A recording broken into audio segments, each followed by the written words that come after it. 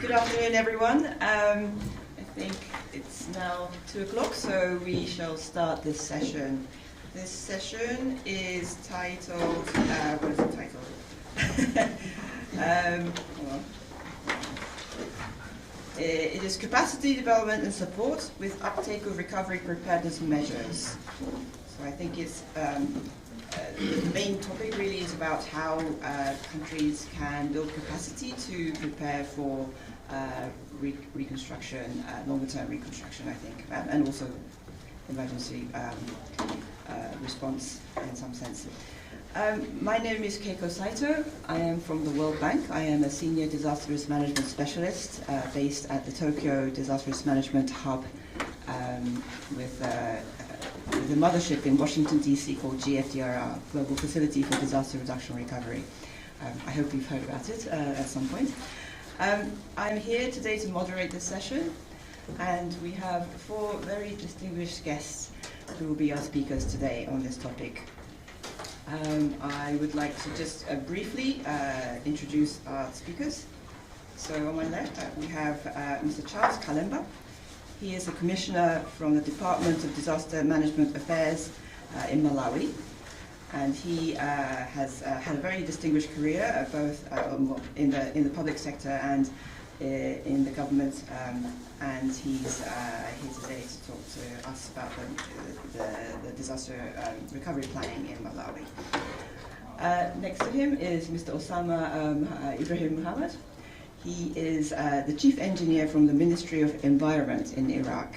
I learned just now that in Iraq the Ministry of Environment is in charge of disaster risk management, so he is here for that, in that role. He's of course also had a very distinguished career, and everyone has had a distinguished career, so I cannot really go into the full resume, but he is currently the chief engineer, and he's also the national focal point for the disaster risk reduction and implementation of the Sendai framework in Iraq. Next to him is Mr. Mustapha Habib Ahmed. Mustapha is the Director General of the National Emergency Management Agency in Nigeria. He has also had a very, very distinguished career, both in the public and private sectors, and he was appointed in his current position in May 2021. Which he has been holding to date. And last but not least is Mr. Dave Gawn. He is the Chief Executive from the National Emergency Management Agency in New Zealand. Dave has also had a very distinguished career, both in many positions, and currently is the Chief Executive of NEMA since 2 years ago. And before that he was Chief of Army in New Zealand, which is very impressive as well. So thank you very much for giving us your time today, and let's start the discussion. So I have a cheat sheet here, and I've been given some prompts for questions. But I think before we go into the questions, I've been asked to kind of set the scene, if you like. So the challenges in terms of the capacity building for long-term recovery at the national level is that there's kind of, insufficient national capacities, obviously. I think the progress with Build Back Better, component 4 of the Sendai framework, was demonstrated in the report, and important innovation and achievements were mentioned in the report, but nonetheless, the MTR, the midterm review of the Sendai report, found that Build Back Better principles have not been applied systematically. So even though the countries are very motivated to build back better, there are still many challenges in achieving them. Recovery needs are very unique in that every country, every community has a different need. And it's really the case that there is no one-size-fits-all solution for recovery. So IRP, I am not from IRP, but IRP can offer such support in terms of how the recommendations can be customized to meet each community's needs or country's needs. Support for that can be made by IRP and combining unique strength and experience of the IRP members and partners. So IRP is essentially a facilitator with a lot of access to different expertise and knowledge in this area. So please do reach out to IRP if there are any needs, which I'm sure you are doing already. Every country has some form of disasters, and so it is essential that every country has a recovery plan before the disaster happens. Some of the things that are really needed are pre-disaster recovery planning, practical guidance on implementation of the minimum standards for recovery preparedness. So what are the minimum things that we can do to prepare our countries and communities for the coming disaster that we know is coming. Develop and conduct training on recovery preparedness. Develop and widely promote successful cases of Build Back Better with detailed information about how we get to that point. Hold training sessions and workshops and develop online training modules with partners. Pre-disaster recovery planning, PDRP, which has been a topic for discussion since yesterday, offer valuable solutions that can reduce recovery timelines and the burden and constraints experienced with recovery planning and implementation. Decades of disaster recovery experience have demonstrated that recovery planning, policies, institutions, inclusion, and financing take time to develop and implement. Similarly, we know that delays in recovery lead to greater welfare losses and worse longer-term outcomes. So it's really important to have these measures defined and implemented before the disaster happens. PDRP, pre-disaster recovery planning, is one aspect of recovery that all countries and local governments can address. While the benefits of PDRP are potentially significant, it is not widely practiced or well understood. According to research on disaster laws in 100 countries by IFRC, only 16% have detailed provisions regarding disaster recovery, compared to 54% for risk reduction and 75% for preparedness and response. The IFRC research also reveals that a significant number of countries only develop post-event recovery plans and do not systematically develop pre-event recovery plans. So what can we do to increase the proportion of countries that have a disaster recovery plan even before the disasters happen? So this is a kind of the scene in which we are operating currently globally. And so we look forward to hearing from our distinguished panel here about their experiences in these aspects. So without further ado, I might just dive into the questions up. But before that, I do have a few housekeeping matters to guide this session. Today's session is 70 minutes, and the session is limited to on-site participants only. So this is not being streamed, but we will have a recording of the session, and the recording will be available soon after the forum on IRP's website and on YouTube. As we are in a smaller group setting today for this session, we are looking forward to hearing from you and from our panelists about your experiences. But we are also looking forward to audience's active engagement and questions later on. When we move into the Q&A, if you have a question, please just raise your hand or walk up to the microphone in the middle of the room, and someone will either hand you a microphone, or please do start asking the questions. Okay, so the first question that we have is this. What are the great examples of capacity building and recovery preparedness planning that have emerged since 2015 in your countries? Which examples can be scaled up at the national and international level? So if you have any great examples that you'd like to share with the audience, please could you describe them? So could we start from Mr. Charles Kalemba, please?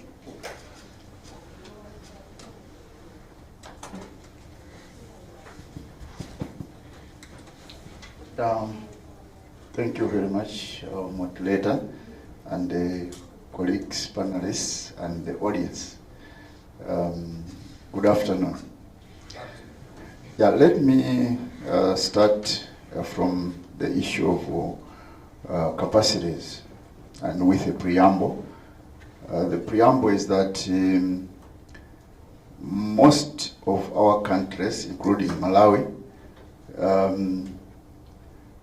people used to have coping mechanisms and ability to recover after disasters. Of course, that time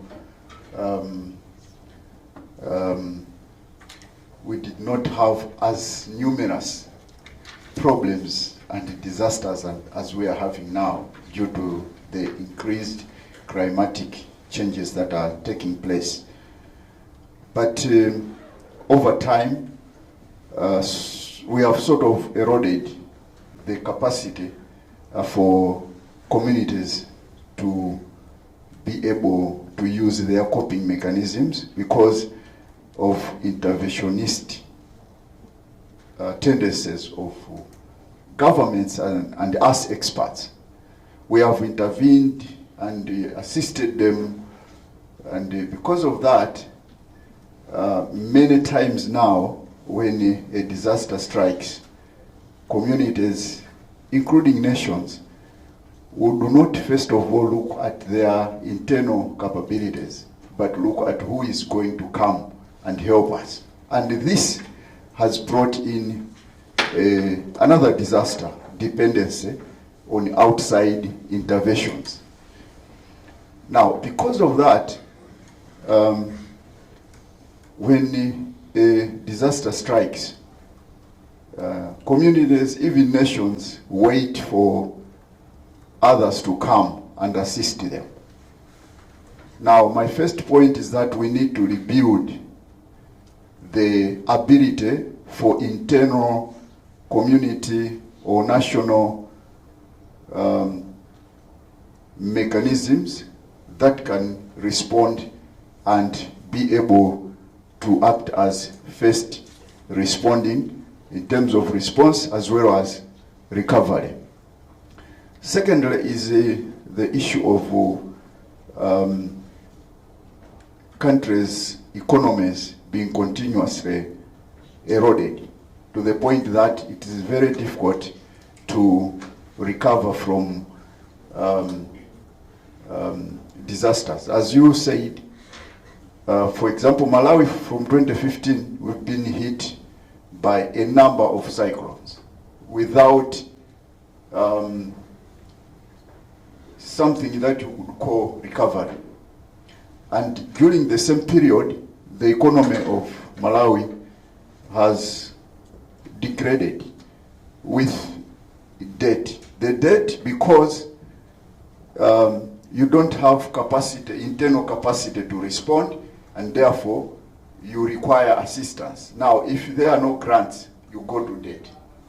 And the more you get debt, the more you are putting yourself deep into trouble. And therefore, from a community point of view and national point of view, you are lacking that capacity to recover. Now, when we are talking about looking ahead in pre-planning for recovery, we need to start to look at how do we do this.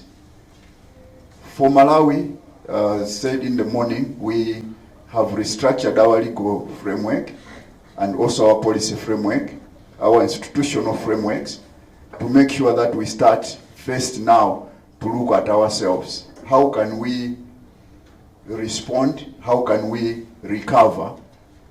So that we build up a system that will stop depending from the outside first, but making the outside as assisters or helpers, not the immediate target for responding or recovering.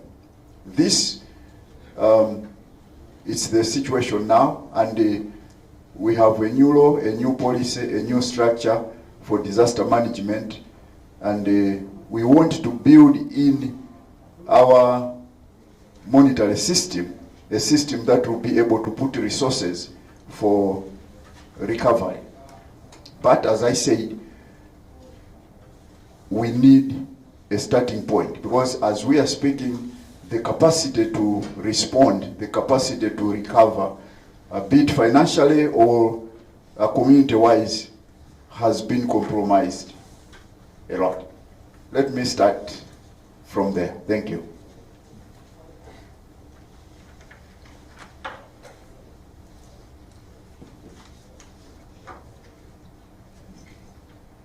Good afternoon. Thank you, Ms. Keiko. Yes. And all of them. In the Arab world, 22 countries and under the coordination of the United Nations Regional Office for Disaster Risk Reduction. And after the issuance of the Sendai Framework, the Arab Strategy for Disaster Risk Reduction was prepared. And the Office continues to support these countries in implementing the Sendai Framework. It is very important to plan for disaster, and it is good to reduce the loss and damage by that. Thank you.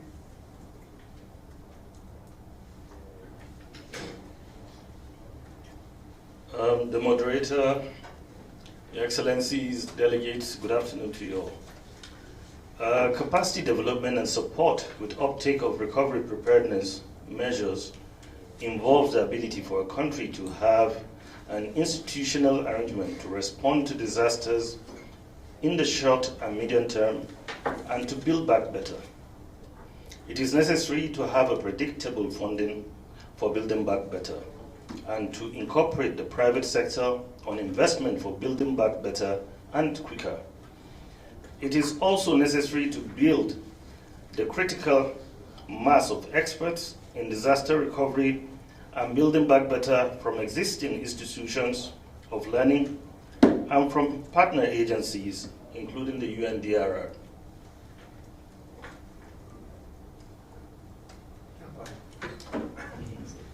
Kia ora te whānau. Just looking at the question, first of all, it's always difficult when you sit up here with Charles, because obviously he and I think very similarly. And it has, it's been very evident to me that it doesn't matter what our geography is, what our culture is, what our history is, what our demographics are. We all face very similar challenges. And the point that Charles brought out in terms of the perverse incentive of national support and the fact that at the local level, even though we talk about locally led, regionally coordinated, nationally supported, at the local level there is this expectation that is built about the cavalry coming over the hill to rescue them. And yet we all know that that response, recovery and risk reduction actually all starts at the community and individual level. That aside, I just want to talk very briefly in terms of where NEMA sits. And NEMA is a relatively new organisation, about 3.5 years old. And it sits in the centre of a decentralised emergency management system that on the one hand encourages capacity building and preparedness at the grassroots local level, but on the other hand promotes consistency and support at the regional and national levels. And it fits within NEMA's key functions as steward, which is new for New Zealand. Steward, operator if it's a nationally elevated event such as Tropical Cyclone Gabrielle was, and assurer of the whole system. And that is from the community level all the way through to the whole of government, whole of nation response. So that's relatively new for that. But in terms of the question, in terms of what are some great examples, I'm not sure they're great, but I'll just raise three that have been developed over the last couple of years, particularly in terms of our leverage on the science community and the academics fraternities. And the first of those, or the first two, they're sort of related in relation to tsunami maps and sea level rise as a database. And now anybody in New Zealand can just tap on their address and identify where they sit in relation to the effect of a tsunami or the effect of sea level rise. And why that's important in terms of as a national database is sea level rise, if you look at New Zealand and the effect that it has, means that that 1 in 100 year event within the next 10 years potentially is going to become a 1 in 1 year event.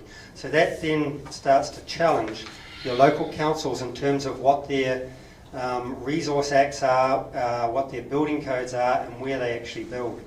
So that's one. The other one I want to raise, and it's a real local one, which is at the community level. We have, in New Zealand, we have the European sort of base people, but the indigenous population are Maori. And Maori have a very special place within the response to disasters because they open their maraes to anyone and everyone. It doesn't matter what it is, and they reach into their own pockets in terms of funding, in terms of support, in terms of food and everything else. So one of the local initiatives that we're now looking at rolling out nationally is the development of, within a shipping container, just a pack-up that looks at 3 specific things. One is the ability to win water, and that includes desalination plants, and they're really small, but they can feed or water about 2,000 people. The other one is communications, and what we found with Tropical Cyclone Gabrielle is that communications is the one thing you absolutely have to re-establish as quickly as you can, even to the point, if necessary, of using helicopters that might be used to pluck people off roofs to actually put in communications so that we actually know what's going on. And the other element in terms of those containers is a power source to actually manage that communications and water desalination. And then from that, the communities themselves determine what else they want in those containers and those pack-ups. And as I say, that's one example of something that we're going to roll out nationally that was developed at the local level. Ka pai. Thank you. Thank you so much. I think, I unfortunately missed the discussion this morning, so I didn't really have the chance to listen to what was being discussed, but we're here to discuss recovery, and my sense is that we do talk a lot about immediate recovery, that, what do we do in the immediate aftermath of a disaster, and there's also the longer term recovery, so which are 2 different things. And I think it might be interesting to maybe make a bit of a distinction between the 2, which is which I think in most countries that I've worked in, the immediate response is more a tangible thing, whereas a longer term is a much different beast. And I think this mid-term review that the Sendai report perhaps reflected the fact that the longer-term recovery is really where we are a bit lagging behind globally in that we haven't been quite able to institutionalize the recovery planning pre-disaster. So I was wondering, would you share what I just described in your own countries? Would you say that that's the case, or is that not the case in your countries? The immediate response being a little bit more prepared compared to the longer term. Would that be a fair statement to make? Absolutely. Thank you. Look, the immediate recovery is really simple. What's interesting in New Zealand, we have the Hikarangi subduction zone, which is this big plate just sitting off the coast of Wellington, of all places. And this is our Tohoku subduction zone event that is imminent. And what we've been able to do with that event in terms of what we call catastrophic planning is feed that into our national structure, our governments and everything else, and actually challenge them in terms of exactly what you're talking about, Keiko.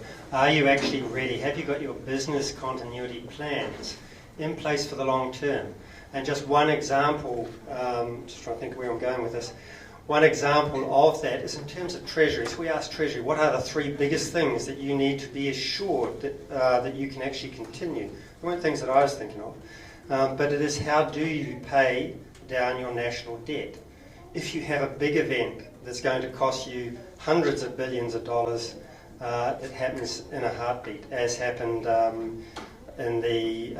on the east in Japan.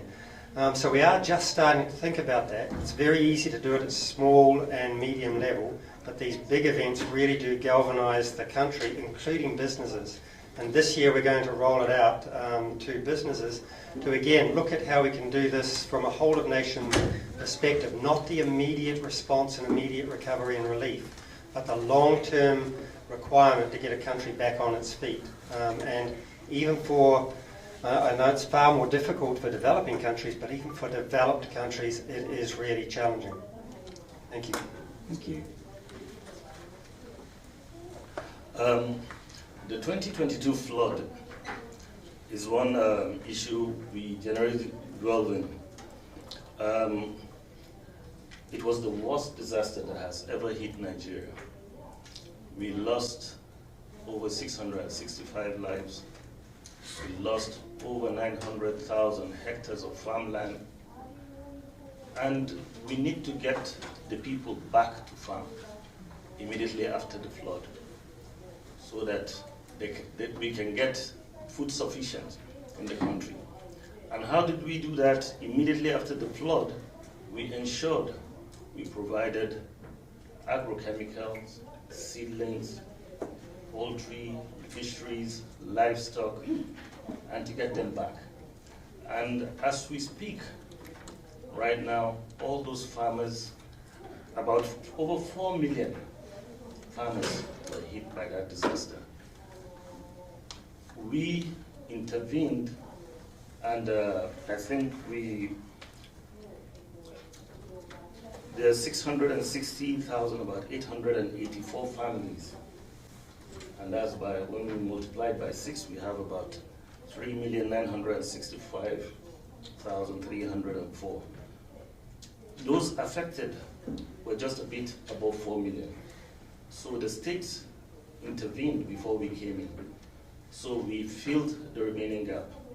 So our coming in back, we're able to bring back everybody back. So NEMA was able to do that in Nigeria. Thank you. Thank you. Thank you again.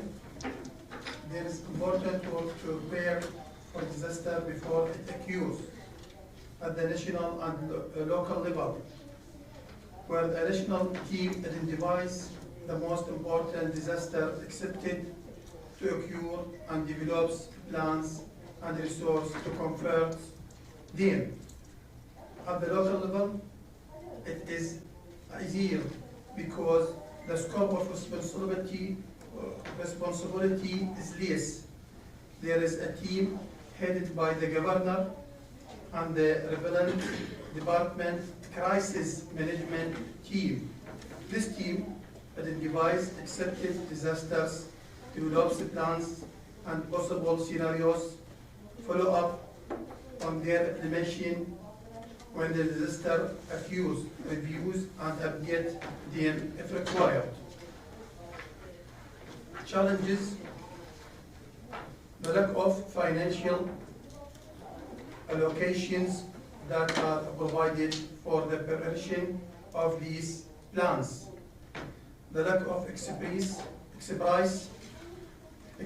available to plan for this. Support required. Learn about successful countries' experiences. Start where others have ended. I think it is very important. National and local capacity building, providing technical advice by United Nations experts and other experts. Thank you. Thank you very much. First of all, let me agree with you, Keiko. And I'll repeat what I said in the morning session, which you missed. In the morning session, I said on paper, we have pre-disaster, disaster, response, recovery on paper. But what is happening now is that you are hit and you respond, you are starting to early recover, you are hit again. So actually this issue of long-term recovery planning is being thrown into the pits now and again. I will give practical example. We were hit in 2015. We planned to recover, that's Kenneth. In 2019, Cyclone Idai, we are hit before we implement recovery plans for 2015. Kenneth, we have developed recovery plans for 2019 Idai.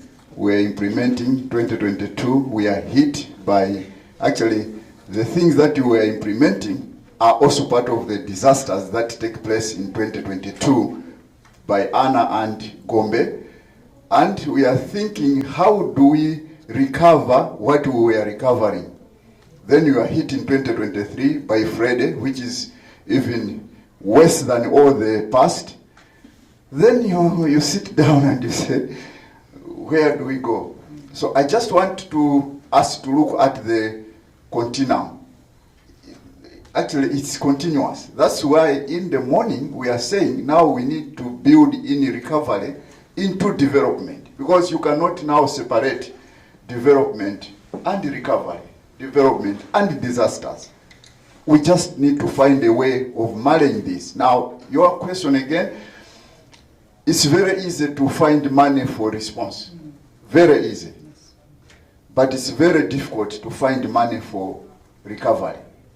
And where you find the money, the processes for you to start recovery are also, because they normally, this is recovery, but you are doing it as developmental programming, which will take 3 years to program. Now, with the frequency of the impacts of disasters, this morning I was saying, UNDP, World Bank, the whole UN system, we need to rethink in terms of the programming process.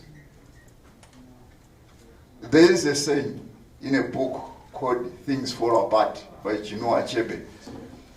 There's a story of a bird. This bird was flying without perching. And somebody asked the bird to say, why are you flying without perching? So the bird said, hunters have learned to shoot without missing.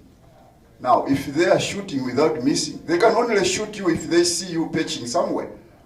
So if you continue flying without perching, they will not aim at you because they cannot shoot. So you keep on living. Now, the world has reached that stage where we just have to learn to fly without perching. And meaning, we just need to have a way of continuous. I once was in Japan some time back, maybe twice, and there's the word Kaizen. Kaizen, they say continuous improvement. Without thinking of is it response, is it error recovery, is because you will not have that time, this time around. So what I want to say here is we have a lot of reflection to do. The World Bank has a lot of reflection to do. Actually, I mentioned the World Bank in the morning to say, they say they don't just change around just like that. But this time around, of course, you have now some mechanisms where you can, the emergency windows, that you can reprogram the money. Even in the proper development, you are putting in some money that can first be reprogrammed. But even the first of this fast is not fast enough for the situations which are there now. Let me stop there. Thank you. Thank you so much. That's a very insightful comment, and I completely agree. I've seen, for instance, in the Pacific as well, in the Pacific countries that we work in, for instance, Tonga. I just happen to have some experience working in Tonga. Also, that country also has a lot of cyclones that hit every 2 years. and even before the previous one, the recovery from the previous one hasn't finished, the next one comes. So that seems to be a recurring issue that we are probably not paying enough attention to. So your comment about building recovery into development makes total sense, and I think that's a message that we can maybe take to as one of the key messages from this session. So thank you for that intervention.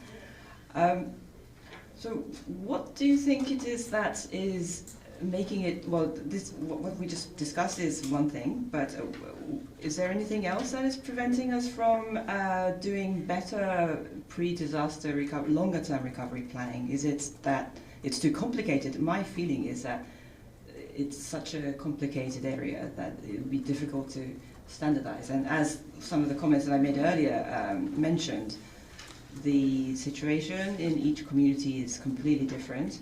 So there is really no one-size-fits-all. So in those situations, what can we do to ensure that countries have the ability, the capacity to think about and plan for longer-term recovery? Is it possible?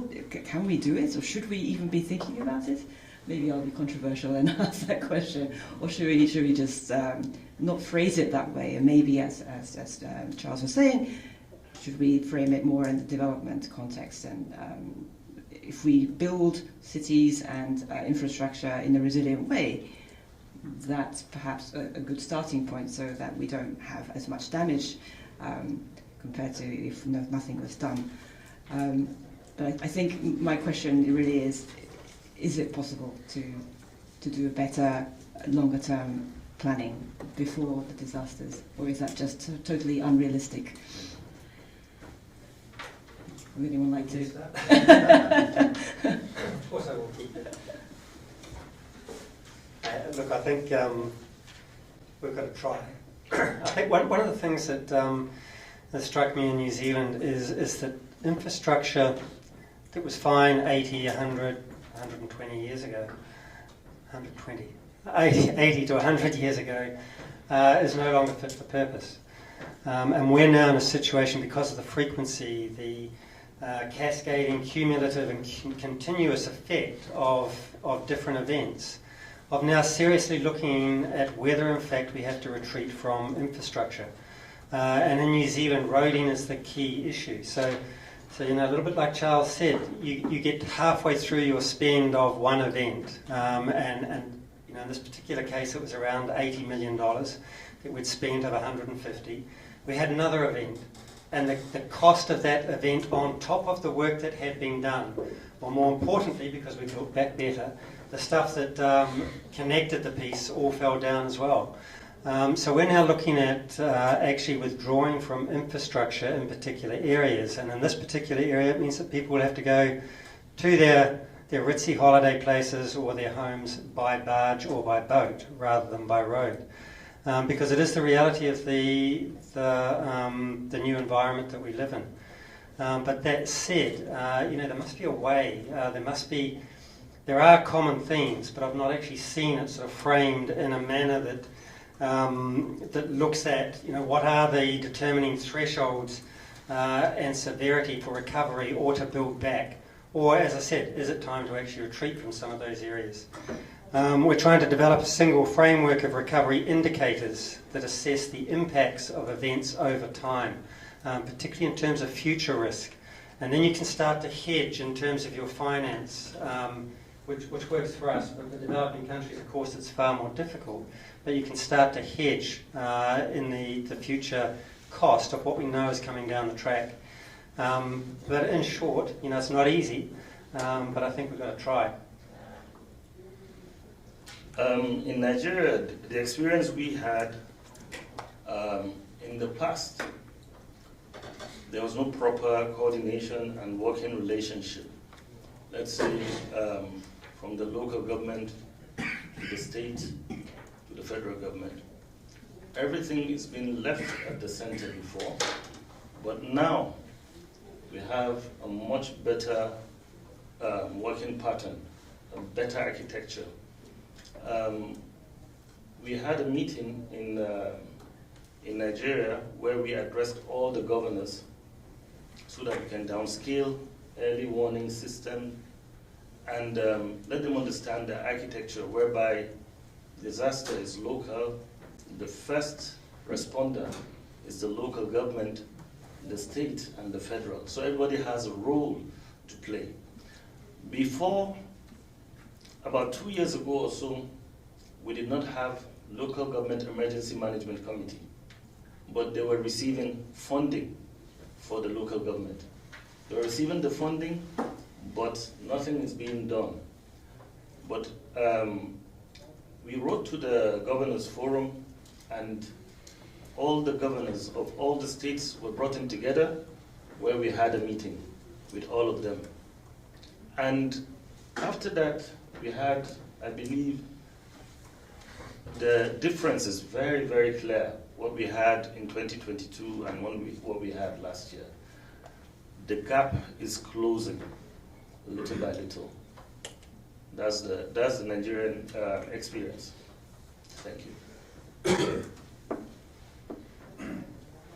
Conducting practices for the plans that have been developed and indicating their weakness and strength and improving them. Involve local people in the development of plans as they know their areas. Recovery plans should include the development of resource response produced after dividing gaps. The worst is expected in the disaster so that the plans are successful. Involve women in making plans as they are the first response in the home. Thank you.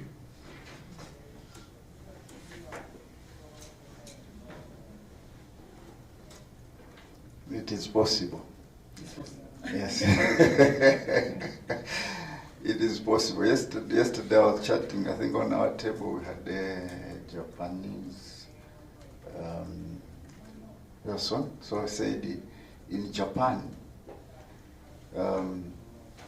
disasters are part of the culture. I found that statement very interesting. I said, what do you mean by part of the culture? I said, everyone, when they are walking, they are sleeping, they have this, that the disaster can happen. And their mindset is, if it happens, this is what we are going to do. So they have a plan. They practice it every day. Maybe because they have been hit too many times. So now we are being hit too many times. And therefore we also need to learn to make it our culture. Our people must know these disasters can continue coming. That's the first thing. The second thing is we were hit and we were hit. So there's a project in one of the, what we call the lower Shire. Shire is a river that starts from Malawi, it goes to Mozambique, and joins Zambezi to the Indian Ocean. So it's a big river. Comes from Lake Malawi. Actually, it's an outlet of Lake Malawi. So the lower part of it always floods. Since I was born, I know that areas, it floods every year. And so there's a road that is being constructed, part of it. And every year we are constructing, every year it is washed away. So this time around, the first thing is for those people who are living there, we say, no, I think we need to change. One, because of the flooding, it's perpetual food insecurity. So I said, no, we cannot have perpetual food insecurity. So the first thing is we agreed, all the people, to move upland, because there is upland. Move upland, use the lower land for farming, off rain season. So after the floods are not bad. Actually, disasters are not all trouble. No, disasters are good. Mostly floods. When floods go, you have very rich alluvial soils and the water. So you keep the water and the soils and you farm off rainy season. One area. Second area, I was driving through that road recently. So I was asking myself, what are we doing? We know if we start reconstructing, when the rains come, it will be washed away again. So this time I looked up the mountains, because it's not that before it used to happen like that, no, but there's degradation on top of the mountains. So I said, I think it's a waste of resources and money to continue rehabilitating this road. We need to do something first about the environment. After we have addressed the environment, then we can start reconstructing. I take the issue of New Zealand. You know, certainly you are having a point where you said, I think it's not necessary that we continue constructing the roads.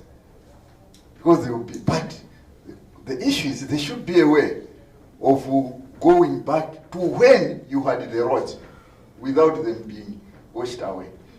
What has changed?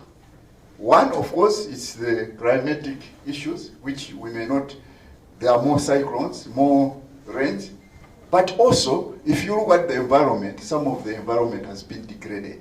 So I was telling our donor partners, the World Bank included, to say, I think we should not start with the projects to rehabilitate the roads, these areas.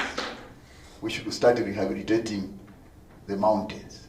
Once we slow down the water, by putting back the green cover, then you can reconstruct the roads, putting mechanisms that will make sure the slow running water is able to pass through to the valleys and give us the alluvial soils that we need. So I think we need to even change the way we prioritize or program what we do first. Sometimes we are putting money where, for sure, even if without thinking properly, you will know this one will go. Now, don't put money there. Find a way of changing that scenario and do that which, if you do it, because that's what resilience is all about. So I'm driving at resilient programming. So programming resilience, even in financing. Before you finance, let's look at what is the more resilient mechanism for us to finance recovery, rather than doing recovery for the sake of, after a disaster, you have to recover. Thank you. Thank you. I guess for that to happen, just bringing up your example from Malawi on the road reconstruction, you would need to know which roads are susceptible to flooding. So in your case, in your local area, you know this particular road is going to be flooded and will be washed away again. So having that information on where the risk is, we always come back to this issue, don't we? So we need to understand where the risk is. And then with that, when it comes to reconstruction, make sure that we don't rebuild on floodplains, or if at all possible, choose the options that are going to make the area less exposed to the future disasters. So it comes back to the issue of making recovery as part of the development agenda. So that's a key message that I think I'm hearing time and time again, which I completely agree with. But I was just wondering if I may ask Mr. Mustapha about the Nigeria case. You mentioned the 2022 floods, which was the worst. I was actually in Abuja for 2 months back in 2014. There was a big flood. But if this 2022 is bigger than the 2014, that would have been really bad. So I was really curious.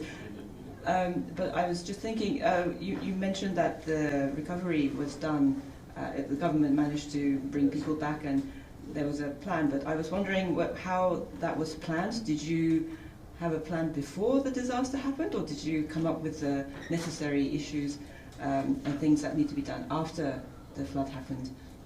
Okay. Every year, NIMET, Nigeria Meteorological Agency, releases seasonal climate prediction.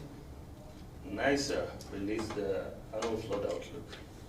And then we bring the stakeholders, including the Nigeria Meteorological Agency and Hydrological Services, together with all stakeholders to interpret those two documents, and we work out a risk mapping, identifying vulnerable areas that will be hit. And immediately that was done, I think in disaster management, another very, very important key is getting the backing of the government. It's very, very key. So with that at hand, I was able to approach the presidency and show them this is what we're expecting and this is how bad it will be. So we were able to plan in time, and that was why we were able to rebuild back better, because with that report, and which was really precise, that report was very precise and that saved us. But the release of those funds did not come early. It came late. That was the challenge.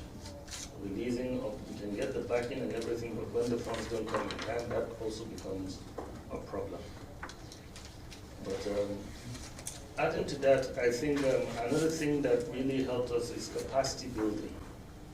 Capacity building, now we have set up a disaster management department as in 6 universities in Nigeria, funded by NEMA, backed by the university. They offer diploma, degree, and PhD in disaster management. So besides that, it's not just about the agency having the capacity. It's like taking the capacity down to the grassroots. If everybody has that capacity, then we're good to go. We're able to do a lot of capacity building workshops. But whenever we're doing that, we ensure we do that workshop with the local government. We don't do it alone. The local government has to participate in all capacity workshops that we do. Thank you. Thank you. So really the capacity at the national level as well as the sub-national level, Yes. down all the way down to the communities, Yes. is important, and Nigeria is moving in that direction to spread the capacity to all these different areas. Thank you. And I really thought the pre-disaster planning briefing that you had from the Met Agency before the 2022 event, you had a briefing with the Met Agency, and then the potential damage was discussed. Yes. That's also a very good way to flag or highlight the potential for damage and then plan ahead in terms of what will be needed. So that's, I think, an important activity that needs to be done before every event in every country, which I think a lot of countries are doing, I understand, so thank you for that. Osama, may I also ask a question? So we were talking earlier that in Iraq, drought is the biggest disaster. In the north of Iraq, to reduce danger of flood, build the dams before the flood go to the city. But we need the financial to build these dams and early warning system to alert the population in the city.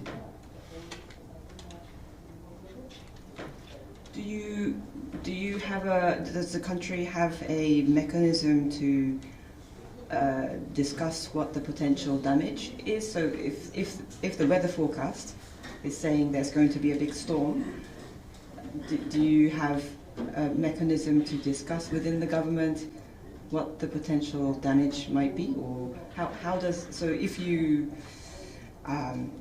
need to, if you know that a big rain event is happening, Yeah. then do you have a national committee to discuss how to deal with it, or? About this,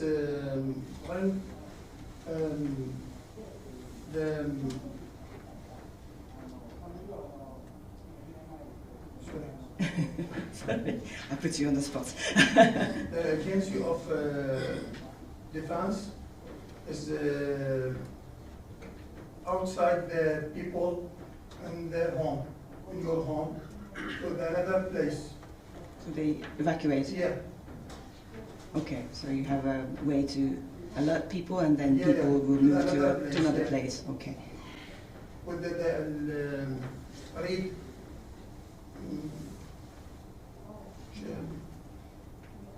like this one. Oh, the Red Cross, yes, yes, yes, the Red Cross. So there's a mechanism to move people in the face of danger. So, well, I think the topic is really diverse, and we're not going to come to a conclusion on what can be done just with this one session for sure.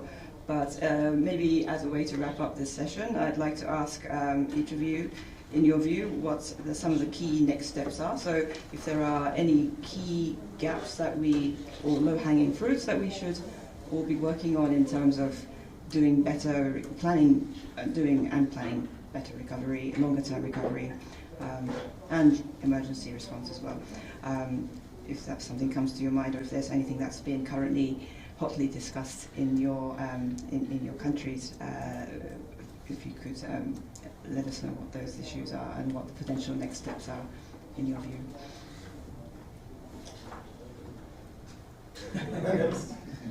Okay. In my country, I think the challenge we face is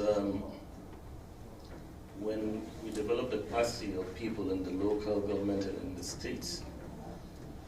And maybe after some time, maybe there's a change of government or any other thing, and then those people that we have already given that training to will be removed from that position. So that becomes a headache. So we're now trying to do another capacity building workshop, but this time around we're not just going to train the chief executives, no, we're going to do from each of the states, we want to get a technical person who is there, permanently there, who will, you understand, train the trainer. Because we have situations whereby we have trained a lot and they're not, after elections you find out that most of them have been removed. So we want to do something, another workshop next month, but this time around we're not inviting the chief executives for that training. So that's the difference what we want to do. That's the challenge, and that's what we want to do differently. Thank you.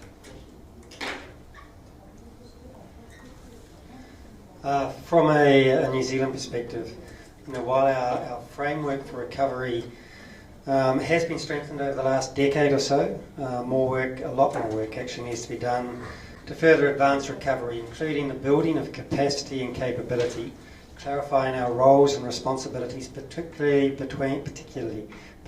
between local and national government.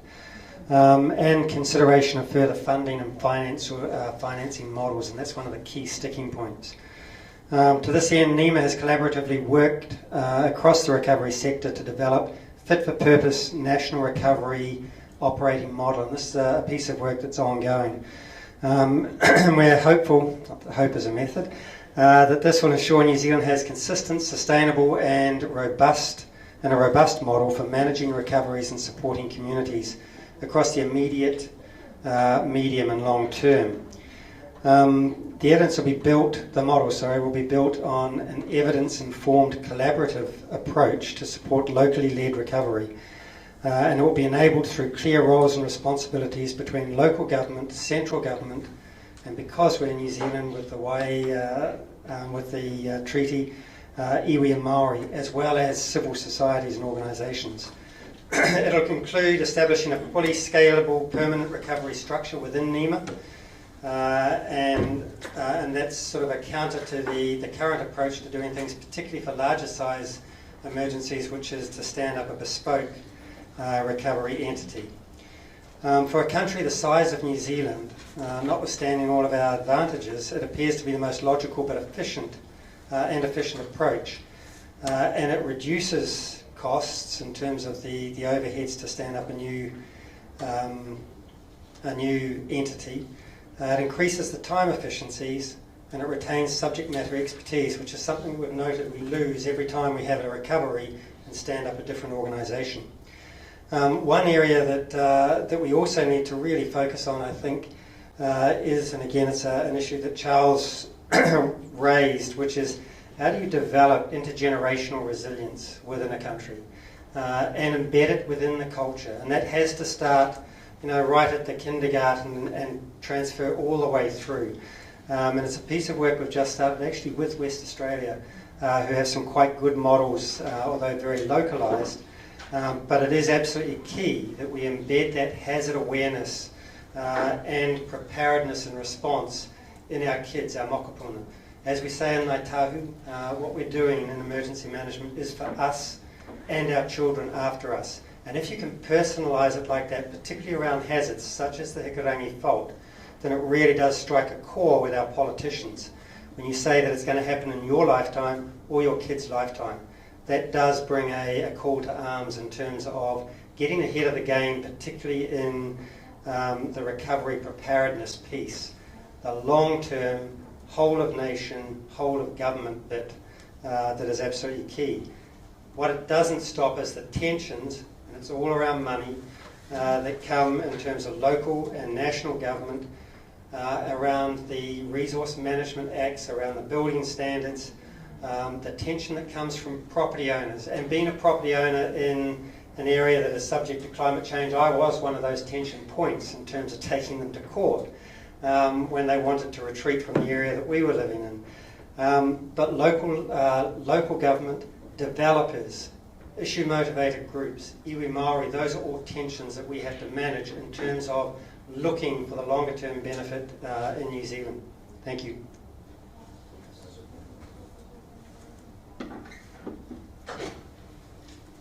Yeah, so for Malawi, first is to build the capacity in our people to start believing that they are used to be a big brother, but the big brother is slowly withdrawing, and therefore we need to start to work on our systems of coping. I'm saying this because it's really tough to now tell people that it's an issue of human rights. You tell people to move to upland, they don't want to move. And they're hit every year, you want to go back to them to help them. No, people should learn to also take responsibility to help themselves. I don't know if I'm making sense. We cannot continue to baby feed our communities or ourselves as nations. No, the big brother is slowly withdrawing, and therefore we need systems that will withstand the climatic changes. Number two and last is to work with the World Bank, the UN, to start. You see what my brother from Nigeria said.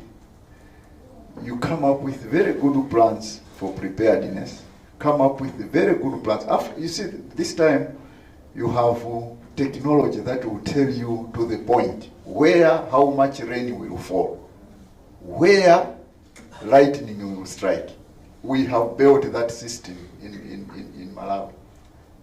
But you know, you take that to the money deciders, the Treasury, which works with the World Bank mostly, and IMF. They'll say, no, IMF cannot allow us to allocate these resources. Why? Because we haven't seen the disaster yet. But in all the meetings we are going, we are talking about anticipatory action. but there is no anticipatory financing, including the World Bank. The safe we talk about, the fresh appeals, they will only come out from the UN when the thing has happened. Why don't we? I'm sorry. I'm sorry. But these are, and similarly, the national governments. You go to Treasury to tell them we need money to do this, so that if it happens, they'll say no. Why are you talking about if it happens? And they'll not give you the money. But let the thing happen. Immediately the money is given. So the national government, the World Bank, the UN, from the same mother. Now we need to change. We need to change this. So for Malawi, I have 2 levels as Commissioner for Disaster Management. First level is to deal with the communities. We must build in community coping mechanisms. Then in terms of assisting them to build that, we need a response that will be able to finance their rebuilding that system. Thank you. Thank you so much. I think I've been put on the spot now. That's a very good point, and the anticipatory action financing is something that I think we need to, maybe that's an area that we could really discuss further at another time. It's a really relevant issue, I think, which warrants further discussion, so thank you for raising that. So as we're running out of time, perhaps I could just quickly summarize some of the points that were discussed.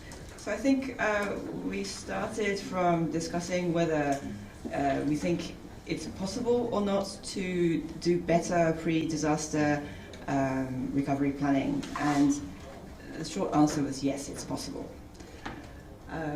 And I hope that is the case. But as we also discussed, it is a multifaceted issue, and it's quite complicated. So there's no easy answer, as we all know.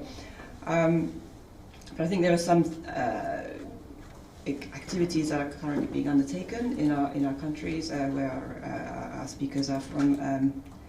We heard from, and some of those things included building the capacity at the national as well as subnational community levels.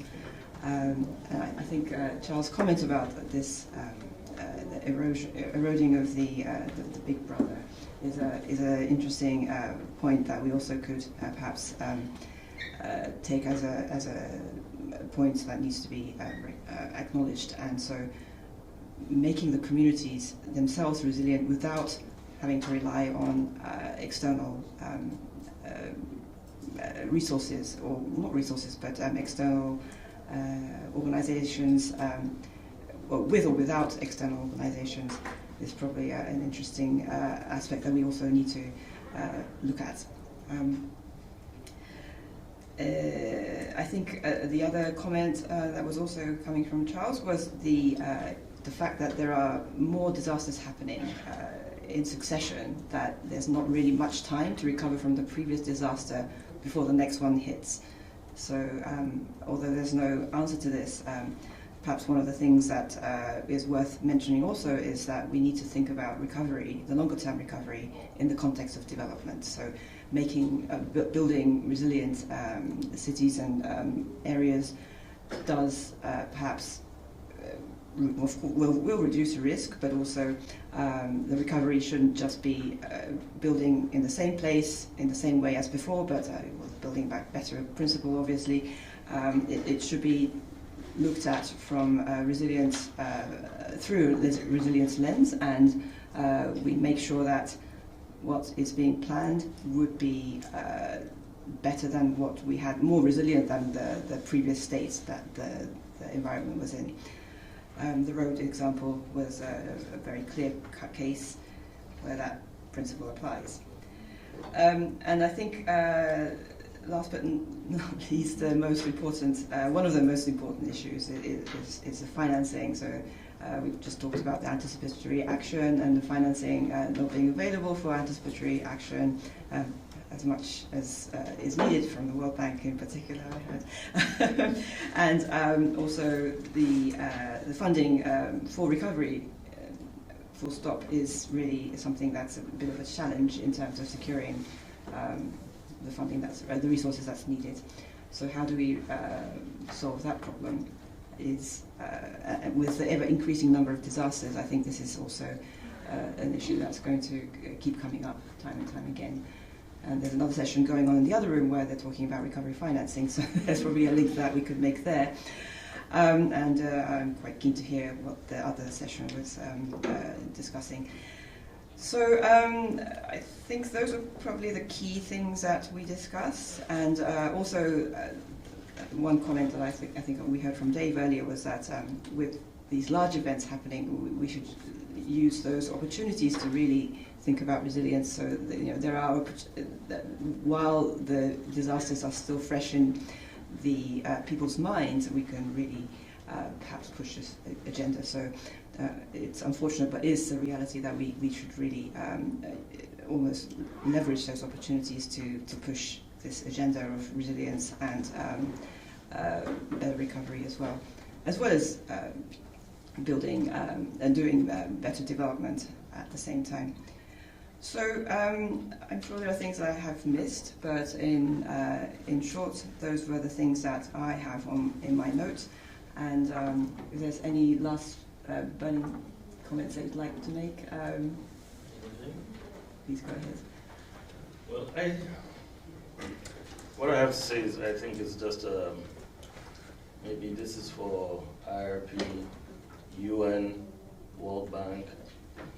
If disaster management is put on the back burner, is on the front burner, you'll always have, if there's a gap between the leadership of the country, for instance, if the chief disaster manager, like New Zealand now, is reporting to maybe a minister, or there's a gap between the reporting line, everything will be slow.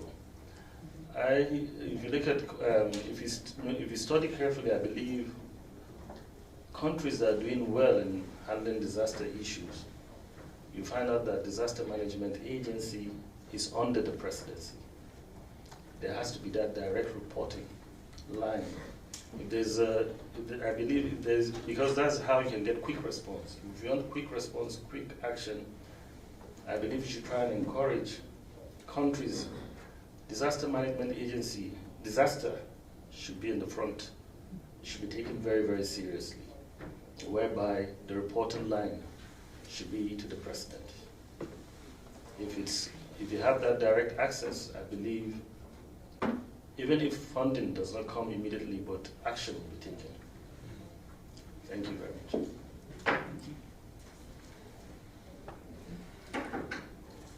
Okay. And I think we didn't have the time to take questions from the audience. I just realized. My apologies. Maybe could we just take one question? Yes. Yes, please. Comment. Yes. Thank you very much for the moderator and of course the panelists for the very wide-ranging sharing of experiences from across the globe. I appreciate the fact that one of the speakers raised the issue of the flood paradox. On practical terms, 2018 I was deployed to Kwara State in central Nigeria, to a community on the river Niger, the longest river in West Africa, Patigi. The entire community is inundated. You can only see the rooftops. We are there with the state governor, the Red Cross.